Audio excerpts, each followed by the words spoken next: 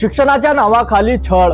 अमरावतीच्या तरुणाने नांदेडच्या गोदावरी नदीत उडी घेऊन आयुष्य संपविलं. कॉलेज प्रशासनाच्या त्रासाला कंटाळून आत्महत्येचा मार्ग स्वीकारल्याचा धक्कादायक आरोप मृतक विद्यार्थ्याच्या बहिणीने केला आहे.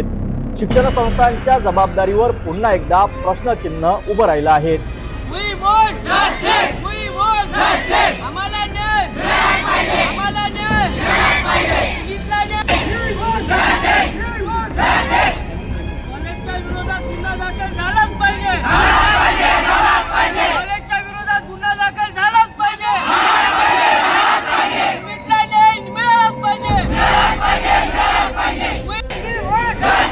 नांदेड शहरातल्या लोटस नर्सिंग कॉलेजमधील 3ऱ्या वर्षात शिक्षण घेत असलेले पुनीत वाटकर यांनी आत्महत्या केल्याची हृदयद्रावक घटना समोर आली आहे. मूळचे अमरावतीचे रहिवासी असलेले पुनीत आणि त्यांची बहीण श्वेता वाटकर नांदेडमध्ये शिक्षणासाठी वास्तव्यास होते. पुनीत यांचा मृतदेह गोदावरी नदीपात्रात सापडल्यानंतर परिसरात एकच खळबळ उडाली आहे. या आत्महत्येमागे कॉलेज प्रशासन व शिक्षकांकडून सातत्याने होणारा मानसिक त्रास कारणीभूत असल्याचा गंभीर आरोप श्वेता वाटकर यांनी केला आहे. माझा भाऊ पुनीत विनोदराव वाटकर तो Guru Gobind Singh memorial school of nursing येथे शिकणारा होता. त्याला खूप जास्त मेंटली त्रास देत होते कॉलेजमध्ये एज्युकेशनमुळे. त्यामुळे त्याने ही सुसाईडचा अटेम्प्ट घेतलेला आहे. तर आता मी तक्रार इथे कलेक्टर ऑफिसमध्ये पण आली. त्यांनी पण आता म्हणले की पहिले तर ते दोन्ही पोलीस स्टेशनमध्ये घेत नव्हते. ग्रामीण पोलीस स्टेशनमध्ये पण फक्त मी ग्रामीण पोलीस स्टेशनला 12 तारखेला फक्त मिसिंग कंप्लेंट दर्ज केली होती, पण ते मिसिंग घ्यायला कधी कोणी आलंच नाही. ते काल फक्त ते सर आले, ते शिंदे सर ज्यांच्याकडे ते कंप्लेंट होती, ते काल फक्त त्यांनी वर्जनची ऑर्डर आल्यामुळे ते आले होते. फक्त ते पण फोटोज केले, पण माझ्या घरच्यांनी सगळं बघणं वगैरे सगळं माझ्या फॅमिलीच्या याच्यांनीच केलं सगळं. त्याच्यानंतर आता त्याची डेड बॉडी काल म्हणजे आज सकाळी सापडली. तर मग मी आज सापडल्यानंतर इथं ग्रामीणचं जे आहे ना पोलीस स्टेशन, तिथे मी गेलेली होती.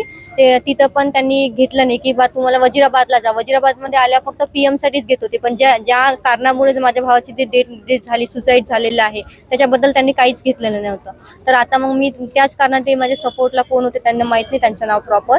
तर त्यांच्या थ्रू आता मी इथं कलेक्टर ऑफिसकडे वर गेले. तर सर बोलले की दोन्ही इकडे कंप्लेंट द्या आणि स्टुडंटच्या इकडून आम्ही राहतो, सगळं कारवाई वगैरे सगळं करतो, तुम्ही आता तक्रार घ्या, बस एवढं बोलले.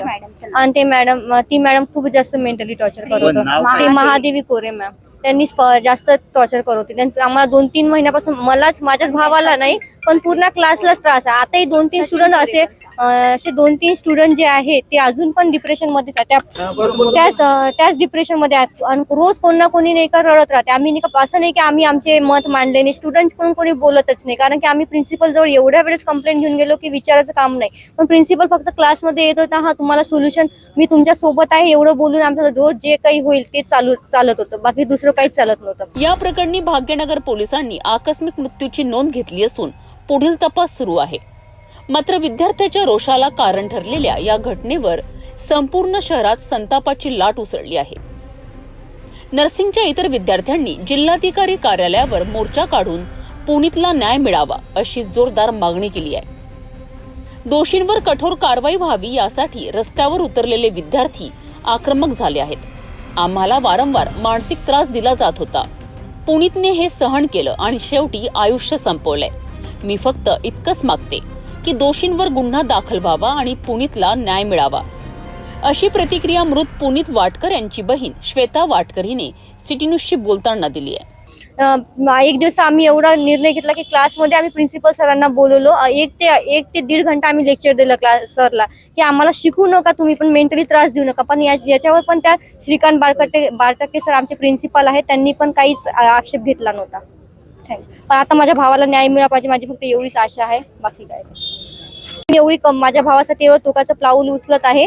पण ह्या माझे बाकीचे एवढे स्टुडंट आहे, माझे ज्युनियर आहे, सगळे आहे, यांना कोणताच त्रास झाला नाही पाहिजे की या घटनेमुळे कोणी बोललं तर म्हणजे त्यांचा कोणताच मेंटली त्रास नाही झाला पाहिजे आणि त्यांचं कोणताच एज्युकेशन मध्ये लॉस नाही झाला पाहिजे. नाहीतर माझा भाऊ तर गेला, माझ्या भावाचा तर गेला, पण बाकीचे तर गेले नाही पाहिजे स्टुडंट वगैरे. त्यांचा पण मी पण एक स्टुडंट, मी पण त्याच्यासोबतच शिकणारी मुलगी आहे, कारण की माझा जुडवा भाऊ आहे माझा, तो वाला तर आम्ही एकाच क्लासमध्ये आहे, तर काय सिच्युएशन आहे हे सगळं मला माहित आहे. पण यांना पण, हे एवढे स्टुडंट आहे, यांचं पण नुकसान नाही झालं पाहिजे, कारण की सगळ्यांना फ्युचरचं टेन्शन आहे. माझ्या भावाचं फ्युचरचं टेन्शनमुळेच माझा भाऊ गेलेला आहे. शिक्षण देणाऱ्यांनी मार्गदर्शन होण्याऐवजी जर दबाव टाकला तर असे दुर्दैवी प्रकार घडतात. पुनीत वाटकरच्या आत्महत्येनंतर निर्माण झालेला रोष आणि न्यायासाठीचा संघर्ष आता कोणत्या वळणावर जाईल याकडे संपूर्ण राज्याचं लक्ष लागलं आहे.